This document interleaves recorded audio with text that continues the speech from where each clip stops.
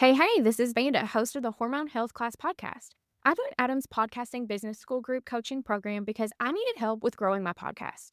By working with Adam, I've been able to have my highest month ever of podcast downloads by almost double. My favorite part about the program is the office hour sessions because I can easily get my questions answered and vet new ideas with Adam and other group members. What's up, pod pals? It's your buddy Adam, and you are listening to Podcasting Business School. It's the show where I teach podcasters simple strategies to help you grow your audience and turn your podcast content into new clients. Today, we're talking about why you are not getting podcast audience engagement. This is one of the most common concerns that you all reach out to me about, and we are going to address this and nail it and have a nailed down specific strategy for you to follow by the end of this episode. I'm really excited to dive into that. But first, we've got breaking news. I am doing a live 4-day virtual workshop in April 21st through the 24th. I'm calling it Podcast Content to Clients. If you are somebody that is done with just creating content and you're ready to actually turn episodes into consistent qualified clients, this is for you. If you're a coach, a consultant, service provider, anybody that wants to sell programs, products, and services and leverage their podcast to get more clients, this workshop is for you. And guess what? It's only $47. The link will be in the show notes and it'll be on my main website, www.podcastingbusiness.school. That's the Podcast Content to Clients Workshop, April 21st through the 24th. Go get you some. All right. So again, we're talking audience engagement. I know that the crickets can get really, really loud, especially early on in your first 100 or so episodes. If you're not getting some feedback, some interaction, some people opting into your list, people buying things, it can be really rough. And I think a lot of podcasts kind of die in those first 100 episodes because of lack of engagement. So I'm going to introduce a new framework in this episode. Speaking of engagement, I got some great feedback a couple weeks ago from a listener that reached out and said they really enjoy frameworks. They really enjoy when I put a little process together and it helps you apply that process and get a better result for your show. So we've got a new one that I'm calling the Audience Attention Pie Chart. All right, we'll dive into that here in 1 second. But first, I've got a question for you. We're going to get you thinking. So in your most recent podcast episode, I want you to think back and think about how many things you asked your audience to do. Your most recent episode, how many things did you ask your podcast listeners to do? Did you ask them to subscribe to your show? Did you ask them to rate and review? Did you ask them to follow you on multiple social media channels? Did you ask them to share it out with their friends? Get your lead magnet, get your paid stuff, sign up for a discovery call. Now, I know a lot of you are going, well, I follow your single CTA method and I only ask them to do a discovery call. But you also have a canned intro and outro that asks them to follow you on Instagram and go to your website and like all these other things. So I'm talking about from when they hit play to when they are done listening to a completed episode, how many things did you ask your audience to do? So here's the first action step of this episode. We have to start thinking about our content through the lens of the content consumer, our audience members. That's where this audience attention pie chart comes in. I want you to think about their attention span and what they're able to focus on as a circular pie chart, right? We've all seen them. It's a circle. It's divided up into different slices of the pie chart. And based off of your most recent episode, how many sections is this pie chart divided up into? Think about it. I mean, if you told them to follow you on Instagram, maybe get a lead magnet, do a discovery call and go to your website, that's 4 slices that we've divided this attention span up into. 4 different things. We sent them off into 4 different directions with one episode. Maybe it's 3, maybe it's 5, maybe it's 10. All right. Now, a really important thing to consider that most of us are not is that our audience members on average are listening to 3 to 5 other podcasts. each week. Most podcast consumers are listening to at least 3 shows. All right. But they also subscribe to a few newsletters. They also spend hours a day on social media. So when you look at their overall attention span and that overall pie chart, it's divided up into so many sections. They are getting call to action to death. We are just out here puking CTAs, calls to action on our audience as a whole, as content creators. They listen to 3 to 5 other shows that listen to a show that just told them to do 12 different things. They're on a newsletter, had 3 different call to actions there. They're on social media. They're scrolling through their feed, call to action, call to action, call to action, call to action. So that pie chart gets divided up into so many slices. And again, I do it too. I just assume that this is the only show that you guys listen to. I assume that my amazing newsletter is the only one that you read. But the sooner that we can wake up and realize that that is simply not true, hopefully that it worked for me. Hopefully it worked for you. Like, it really motivated me to go, okay, I have to really simplify things. All right. So I think the call to action formula that is going to be highly successful is simplicity plus consistency. Simplicity plus consistency. You do hear me talk about my single call to action rule on the show. 1 call to action, including your canned intro, including your canned outro, 1 simple call to action, and then do it consistently. As they listen to other shows and they send them off in 12 different directions, when it's your show, they go, oh, this is the 13th time I've heard him tell me to do this. I'm going to take action. All right. Simplicity plus consistency will win the game. Let me tell you a story. Gather around the fire, pod pals. I'm going to tell you a little story from my podcasting past. So when I had my health podcast, I tried a lot of different offers, a lot of different calls to action. I made all the mistakes I'm telling you to avoid here today. All right. And I finally was like, all right, I've got this new offer. I really feel like it's going to work. I feel like they need this. I feel like it's priced right. Everything made sense. I had high hopes, which is obviously I'm setting myself up for failure here. I had high hopes for this offer. And I committed. I go, I'm going to talk about this and only this for 12 straight weeks of episodes. I'm not going to talk about anything else, and let's just see what happens. I got 11 weeks into it, 0 purchases, and I was pissed. I was sad. I was depressed. I was just like, how are people not buying this? I'm doing all the things. I'm doing solo episodes. At this point, I'm doing coaching episodes. I knew that this thing was priced right. I knew it was going to solve a pain point, and nobody was buying. I mean, just straight up depression. All right. I think we've all been there. Then in week 12, it went crazy. I sold thousands of dollars in week 12. All right.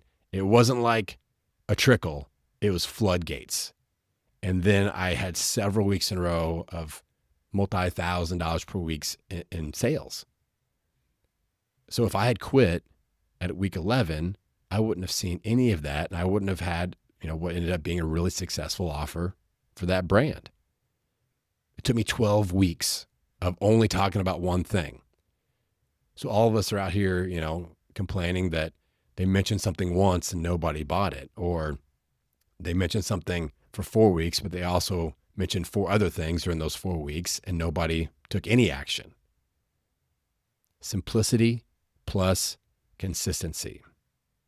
Now, I'm a huge fan of the book, The One Thing. And if you guys are on my newsletter list, I wrote about this a little bit a few weeks ago. It's one of my favorite books. It's probably my most recommended book, The One Thing by Gary Keller and Jay Papasan. It's really, really good.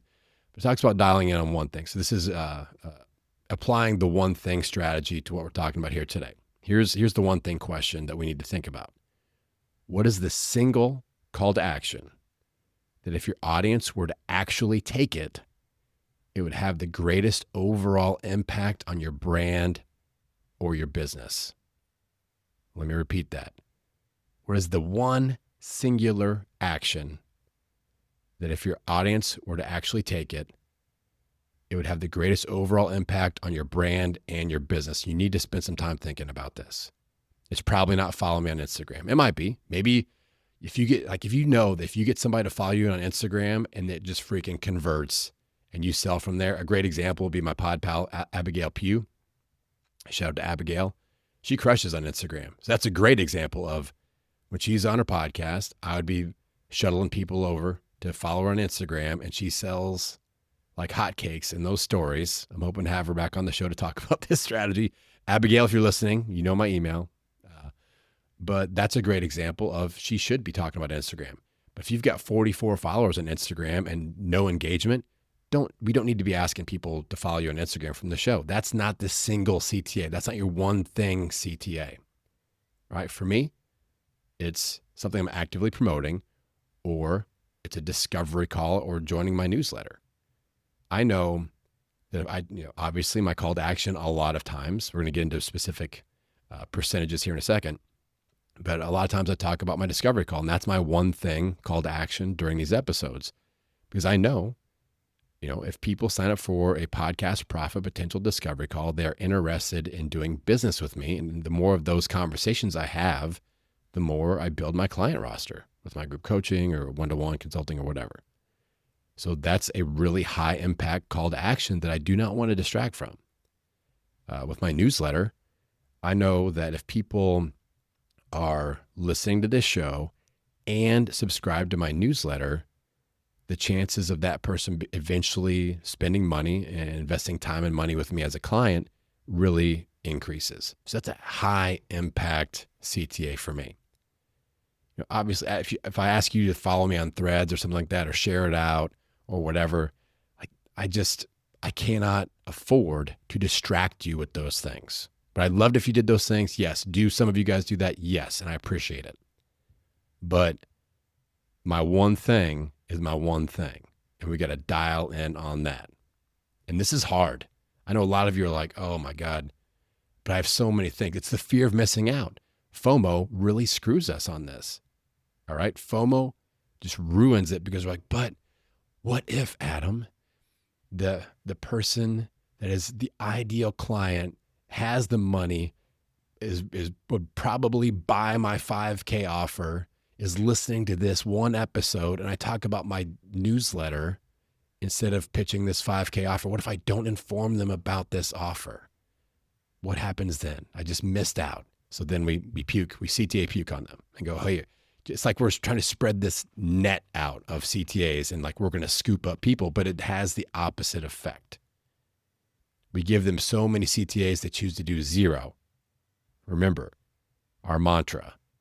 When it comes to CTAs, the formula is simplicity plus consistency. All right. So what does my strategy look like? I'm going to give it to you just in really, really simple terms here as far as my CTA strategy. So if I am in active promotion mode, I'm promoting a new thing. Like obviously right now, my one thing that I'm talking about for the next 4 weeks is going to be the podcast content to clients workshop. That's my one thing. That's the one thing I would love for you to investigate and see if it's a good fit for you. That's all I'm going to ask you to do. All right. So when I'm in promotion mode, I'm usually going to spend 3 to 5 weeks or 3 to 5 episodes for me as my single CTA of a new thing. All right. The rest of the time, when I'm not in active new promotion mode, about 2/3 of the time, my one CTA will be discovery call. And then the other third is going to be my newsletter. And I just kind of go 2 episodes in a row, discovery call, 1 episode, newsletter. All right. Simple. And I know that if you take action, so if you guys go to the show notes or the website or whatever, and you look at the podcast content to clients workshop info, and you're like, wow, this is amazing. $47, I'm in, let's go.